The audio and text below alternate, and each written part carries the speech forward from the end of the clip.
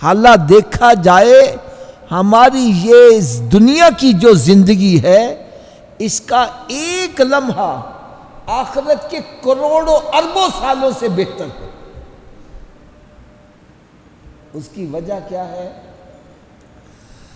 یہاں ہم سچے دل سے توبہ کر لیں، اللہ تعالی ہمارے سارے گناہوں کو معاف فرما دے گا، بلکہ یہاں تک فرمایا التائب من الذنب کمن لا ذنب لہ، توبہ کرنے والا رب کے ہاں ایسا ہے جیسے اس نے گناہ کیا ہی نہیں ہے۔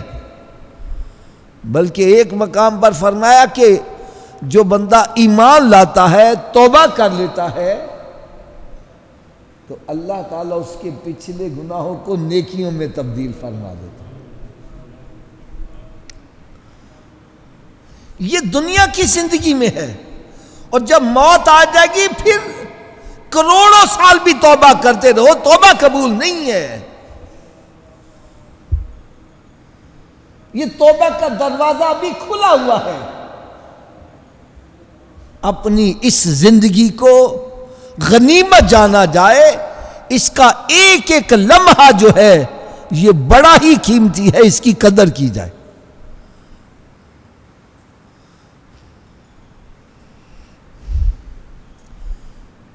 تو آپ نو یاد ہوگا کہ ہم نے درس اس موضوع پر شروع کیا تھا کہ ایمان جو ہے، ایمان خوف اور امید کے درمیان کا راستہ ہے۔ خوف اور امید کے درمیان کا راستہ ہے۔ ایک تو میں نے کل مثال دی تھی کہ ایک بندے کی شوگر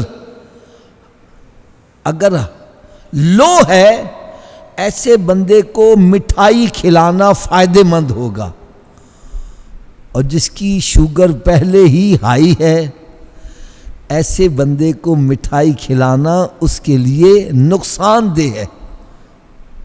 ایسا ہی ہے نا جی؟ ہمیں شوگر لیول درمیان میں رکھنا ہے، نارمل رکھنا ہے۔ اگر لو ہے تو مٹھائی کھلاؤ، اگر زیادہ ہے تو مٹھائی سے منع کرو۔ بالکل اسی طرح سمجھو ایمان یہ خوف اور امید کے درمیان کا راستہ ہے۔ جس کے دل میں خوف خدا بہت زیادہ آ گیا ہے اور اللہ کی رحمت سے مایوس ہو گیا ہے، ایسے بندے کو امید والی باتیں سنائی جائیں کہ اگر 100 بندے کا قاتل جو ہے اس کے دل میں خوف خدا آتا ہے، توبہ کے لیے نکلتا ہے، راستے میں ہی ہے، موت آ جاتی ہے، تو جنت کے بھی فرشتے آ جاتے ہیں، جہنم کے فرشتے بھی آ جاتے ہیں۔ دوزخ کے فرشتے کہتے ہیں یہ 100 بندے کا قاتل ہے، ہم نے اس کو جہنم میں لے کے جانا۔ جنت کے فرشتے کہتے ہیں بے شک 100 بندے کا قاتل ہے، جا تو توبہ کرنے جا رہا تھا، اللہ کے نیک بندوں کے پاس، ولیوں کے پاس جا رہا تھا، ہم اس کو جنت میں لے کے جائیں گے۔ فرمایا دونوں میں تکرار ہوتی ہے، فیصلہ نہیں ہو پاتا، رب تعالیٰ کی بارگاہ میں حاضر ہوتے ہیں، یا اللہ تو ہی فیصلہ کر اس کو کدھر لے کے جائیں۔ تو رب تعالیٰ نے ارشاد فرمایا تم پمائش کر لو، اگر یہ گھر کے قریب ہے تو اس کو جہنم میں لے جاؤ، اور میرے دوست کے گھر کے قریب پہنچ گیا ہے تو اس کو جنت میں لے جاؤ۔ جب پمائش کرنے لگے تو گھر قریب تھا، اللہ کے ولی کا در دور تھا، رب تعالیٰ کی رحمت جوش میں آئی کہ میرے نیک بندے کے پاس چلا جائے اور جا رہا ہو دوزخ میں چلا جائے۔ رب تعالیٰ نے زمین کو حکم دیا زمین تو ہی سکڑ جا۔ جب زمین سکڑ گئی، پمائش کی گئی، اللہ کے ولی کا در قریب ہوا، 100 بندے کا قاتل جنت میں چلا گیا۔ یہ کن کے لیے ہے؟ جن کے اندر مایوسی پیدا ہو چکی ہے، اللہ کی رحمت سے مایوس ہو چکی ہے، اور جن کے دل میں اتنی امید پیدا ہو گئی ہے کہ بندوں کو ہی قتل کر رہے ہیں، جان بوجھ کر غلط کاموں میں لگے ہوئے ہیں. وہ کہتا ہے کوئی بات نہیں، جنت ہے ہی ساڈی ہے. وہ امید کے بل بوتے پر گناہوں پر دلیر ہو رہے ہیں. ایسے بندے کو امید والی بات نہ سنائی، ایسے بندے کو خوف والی گولی دی جائے.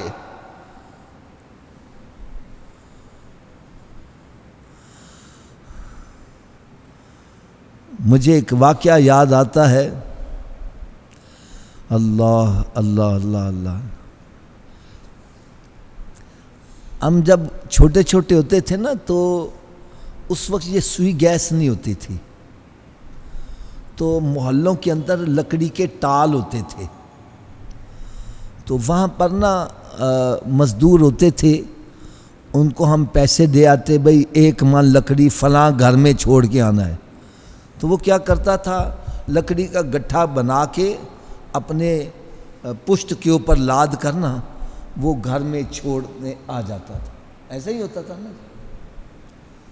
فرماتے ہیں ایک بندہ جو بڑا نمازی پرہیزگار تھا، مزدوری یہی کیا کرتا تھا، لوگوں کی لکڑیاں ان کے گھروں تک پہنچایا کرتا تھا.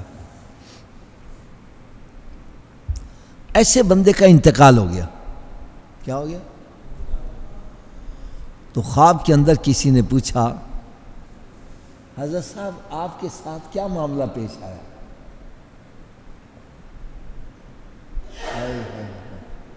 یار اس نے جو بات سنائی دل ہلا دینے والی تھی. کہنے لگا ایک مرتبہ میں نا کھانا کھانے کے بعد کسی کی لکڑیاں اٹھا کر اس کے گھر چھوڑنے جا رہا تھا، تو میرے دانتوں کے اندر کوئی روٹی کا ٹکڑا پھنسا ہوا تھا. تو میں نے پیچھے سے لکڑی کا ایک تنکا توڑا، اس سے خلار کر کے نیچے پھینک دیا. کہنے لگا ابھی تک میں اس تنکے کا حساب نہیں دے پایا.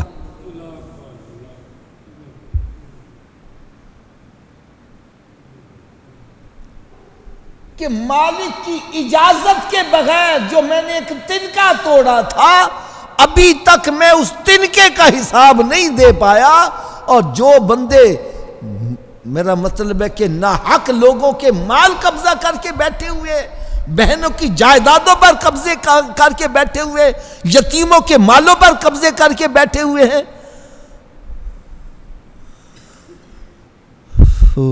ان کا کیا بنے گا یار؟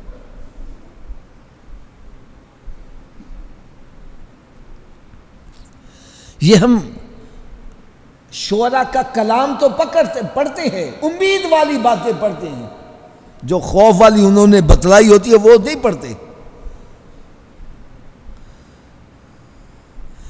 یہ جو مرغا ہوتا ہے نا، مرغا یہ خوراک کیسے کھاتا ہے؟ ادھر سے کوئی چیز گری ہوئی وہ کھا لی، ادھر سے گری ہوئی وہ چیز کھا لی، ادھر سے گری ہوئی چیز وہ کھا لی. شاید اس کے اوپر کیا لکھتا ہے، کہنے لگا جیڑے کھاندے دانا دنکا. دانا دنکا یہ نہیں کہ گرا ہوا، اس کا گرا ہوا، اس کا گرا ہوا. کہنے لگے جیڑے کھاندے دانا دنکا چڑھ دے سیخ کباب، ان کو آگ کے اوپر جلایا جا رہا ہے.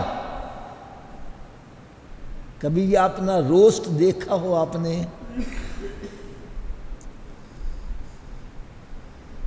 سیخ کے اندر پرو کر آگ کے اوپر اس کو جلایا جاتا ہے، اور گوشت کا کیا حشر ہو رہا ہوتا ہے، کس طرح وہ سکڑ رہا ہوتا ہے.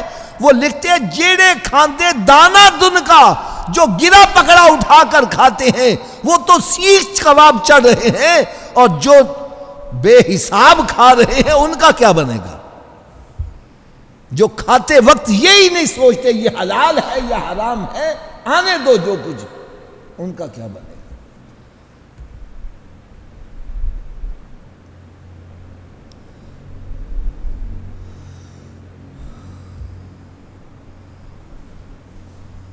باقی ایک بات میری یاد رکھنا، جو بندے سمجھتے ہیں کہ جی اللہ تعالیٰ بڑا رحیم ہے، بڑا رحیم ہے، بڑا کریم ہے، بے شک اس میں کوئی شک نہیں، وہ رحیم بھی ہے، کریم بھی ہے، لیکن وہ قہار و جبار بھی ہے، اس کو مت بھولو۔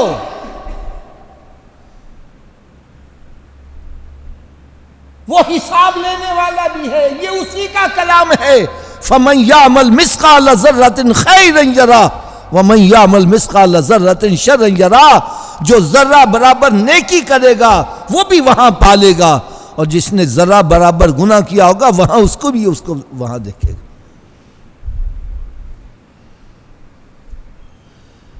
ایسے بندے کے لیے ہمارے بزرگ کیا مثال دیتے ہیں۔ جو بندے یہ کہتے ہیں نا اللہ تعالیٰ بڑا رحیم ہے، اس کی صفت کو دیکھ کر نمازیں نہیں پڑھ رہے، روزے نہیں رکھ رہے، اور گناہوں بری زندگی بسر کر رہے ہیں، اور کہو تو کہتے ہیں جی اللہ تعالیٰ بڑا رحیم ہے، بڑا کریم ہے۔ کیوں جی، ہیں کہ نہیں ایسے بندے؟ ایسے بندے کے لیے بزرگ کیا مثال دیتے ہیں، فرمایا ایک بندہ زمین میں ہل بھی نہیں چلاتا اور دانہ بھی نہیں ڈالتا، بیج بھی نہیں ڈالتا، اور پانی بھی نہیں دیتا، اس کی گوڈی شوڈی بھی نہیں کرتا، اور کہتا ہے کہ اللہ تعالیٰ بڑا کریم ہے، پھل لگ جائیں گے، آم لگ جائیں گے، فصل بڑی زبردست ہو جائے گی۔ کیا ایسا ہو جائے گا؟ بولو تو صحیح یار، یہ بیوقوفوں والی بات کر رہا ہے۔ ارے بندے کا کام کیا ہے؟ بندے کا کام یہ ہے کہ اپنی طرف سے بھرپور کوشش کرے، محنت کرے، ہل چلائے، بیج بوئے، اس کو کھاد دے، اور اس کی نگرانی کرے، اور اس کو پانی دے، اور پھر نتیجہ رب تعالیٰ پر چھوڑے۔ یار یہ شعر کون پڑھ کے سنائے گا؟ وہ لکھتے ہیں مالی دا کام پانی دینا تے پر پر مشکاں پاوے۔ مالی کا کام کیا ہے؟ پانی نہ دے۔ کیوں جی حضرت صاحب؟ مالی کا کام یہ ہے کہ وہ پانی دے، اپنی طرف سے بھر بھر مشقہ ڈالے، اپنی طرف سے پوری کوشش کرے، اور پھر نتیجہ رب تعالیٰ پر چھوڑے۔ یہ تکبر نہ کرے میں نے بڑی محنت کی ہے، میں نے یہ کیا ہے، میں نے یہ کیا ہے۔ فرمایا تیری جو ڈیوٹی ہے تو کرتا رہ، اور پھل پھول لگانا رب کا کام ہے، اس میں تو دخل اندازی نہ کر، یہ اس کے اوپر چھوڑ دے۔ اس کی مرضی ہے پھل لگائے یا نہ لگائے، اس کی مرضی ہے، لگے ہوئے پھل کو اڑا کر رکھ دے یار، آندھی چلے سب کچھ ہی تباہ و برباد کر کے رکھ دے، وہ مالک ہے۔ تو آپ لکھتے ہیں مالی دا کام پانی دینا تے پر پر مشکا پاوے، مالک دا کام پھل پھلانا لاوے یا نہ لاوے۔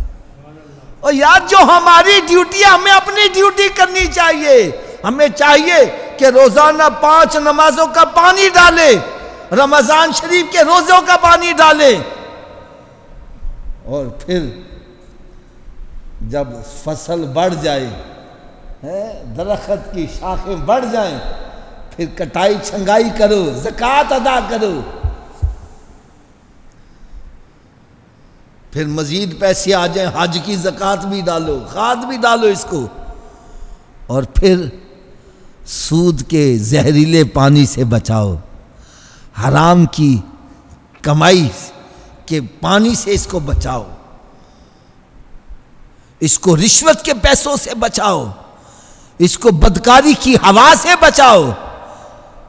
ارے جب تو یہ سب کچھ کرے گا تو قیامت کے روز یہی پودا تجھے کھانے کو پھل بھی مہیا کرے گا، اور گرمی میں تجھے سایہ بھی مہیا کرے گا۔ اب ہم نماز تو ایک نہ پڑھیں، اور امید رکھیں کہ جناب پھل ذبح ترین قسم کے لگیں گے۔ قرآن مجید فرقان حمید نے اللہ تبارک و تعالیٰ نے ارشاد فرمایا افنجعل المسلمین کالمجرمین، کیا مسلمان اور مجرم دونوں برابر ہو جائیں گے؟ یار ایک بندہ دنیا میں عیش و عشرت کر رہا ہے، نہ اللہ تعالیٰ کے حکم کی پرواہ کر رہا ہے، نہ اس کے رسول صلی اللہ علیہ وسلم کے حکم کی پرواہ کر رہا ہے، اور ایک بندہ رب کا فرما بردار بنا ہوا ہے، پھونک پھونک کے قدم رکھ رہا ہے۔ کیا دونوں برابر ہو سکتے؟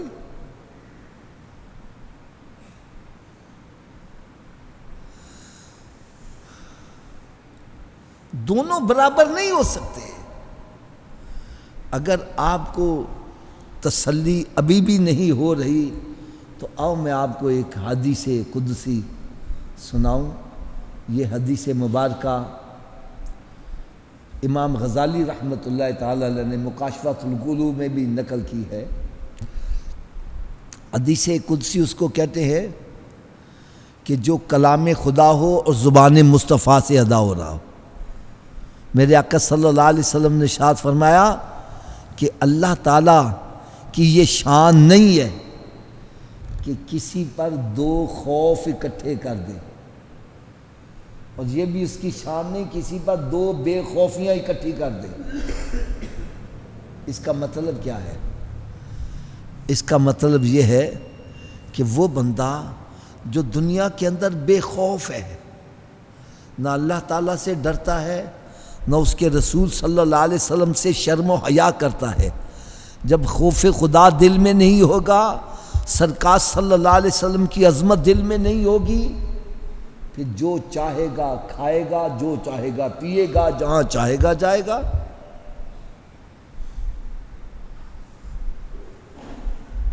وہ چاہے شراب پیے، چاہے سود کھائے، چاہے حرام کھائے، چاہے وہ ماں باپ کی نافرمانی کرے، چاہے وہ پڑوسیوں کے حقوق غصب کرے، چاہے یتیموں کے مالوں پر قبضہ کرے، وہ مادر پدر راضا جب خوف خدائی دل میں نہیں ہے، جو چاہے گا کھائے گا، جہاں چاہے گا جائے گا۔ فرمایا ایسا بندہ جو دنیا میں رہتا ہے اور بے خوف رہتا ہے، کیا رہتا ہے جی؟ مجھے بولو۔ ایسے بندے کو قیامت کے روز بھی رب تعالیٰ بے خوف ہی رکھے۔ ہائے ہائے، فرمایا ایسا نہیں ہوگا، ایسا نہیں ہوگا۔ قیامت کے روز اسے خوف زدہ کیا جائے گا، اس کو سزا دی جائے گی۔ اور ایک وہ بندہ جو دنیا کے اندر خوف زدہ رہتا ہے، اللہ تعالیٰ سے ڈرتا ہے، اس کے رسول صلی اللہ علیہ وسلم سے حیا کرتا ہے، وہ اللہ تعالیٰ کی نافرمانی نہیں کرتا، وہ پھونک پھونک کر قدم رکھتا ہے، وہ ڈرتا ہے کہیں میری ساری کمائی برباد نہ ہو جائے۔ جس کو کہتے ہیں نا لوئے لوئے پارلے کڑیے جے تو بھانڈا بھرنا، شام پئی بن شام محمد تے تو کلی کر جاندی نے ڈرنا۔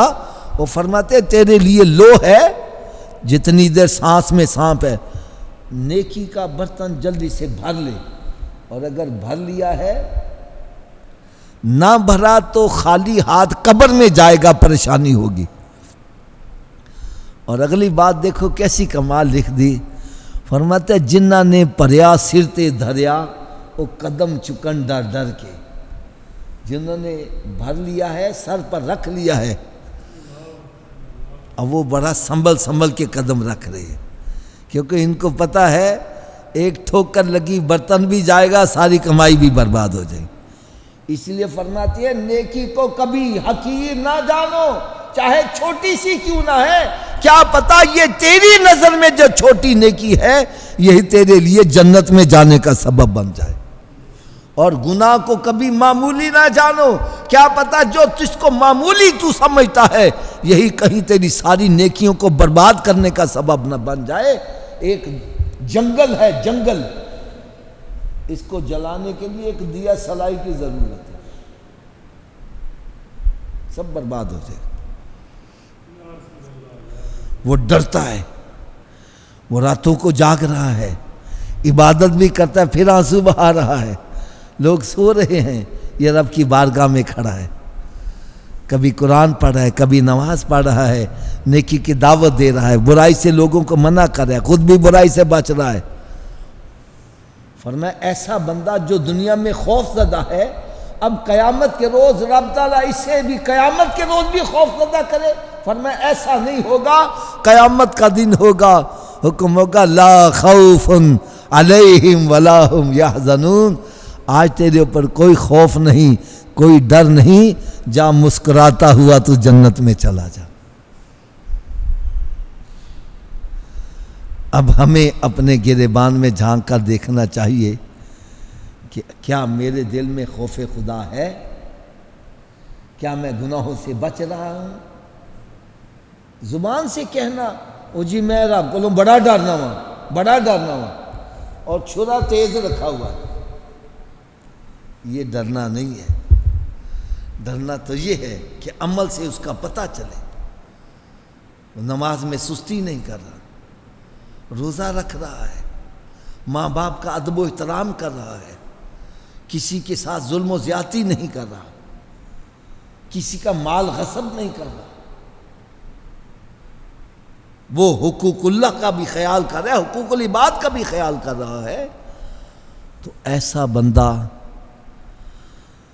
جو دنیا کے اندر سنبھل کے قدم اٹھاتا ہے، قرآن مجید فرقان حمید میں رب تعالیٰ نے ارشاد فرمایا تلک حدود اللہ، یہ میری حدیں ہیں، حد بندی ہے، حلال کھانا ہے، حرام نہیں کھانا، مسجد میں جانا ہے، جوے کے اڈے پہ نہیں جانا، بے حیائی کے قریب نہیں جانا، یہ حد بندی ہے۔ فرمایا وَمَن يَتَعَدَّ حُدُودَ اللَّهِ فَأُولَٰئِكَ هُمُ الظَّالِمُونَ، جو اللہ تعالیٰ کی قائم کردہ حدوں کو توڑتا ہے وہی ظالم ہے، اور ظالموں کا انجام کیا ہوگا؟ قرآن مجید فرقان حمید میں رب تعالیٰ نے ارشاد فرمایا یوم تقلب وجوہہم فی النار، جس دن ان کے منہ الٹ پلٹ کر کے آگ میں تلے جا رہے ہوں گے، یقولون یا لیتنا اطعنا اللہ واطعنا الرسول، پھر اس وقت وہ کہیں گے کاش ہم نے اللہ کا حکم مانا ہوتا، اس کے رسول کا حکم مانا ہوتا، تو آج ہمیں یہ عذاب نہ چکھنا پڑتا۔ لہٰذا آؤ اپنے دلوں میں خوف خدا پیدا کرو، اپنے آپ کو گناہوں سے بچاؤ، اللہ کے فرما بردار بن جاؤ، اس کے رسول صلی اللہ علیہ وسلم کے فرما بردار بن جاؤ، دنیا میں بھی سکون ملے گا، قبر میں بھی سکون ملے گا، حشر میں بھی سکون ملے گا۔ اللہ تعالیٰ مجھے اور آپ سب کو عمل کرنے کی توفیق عطا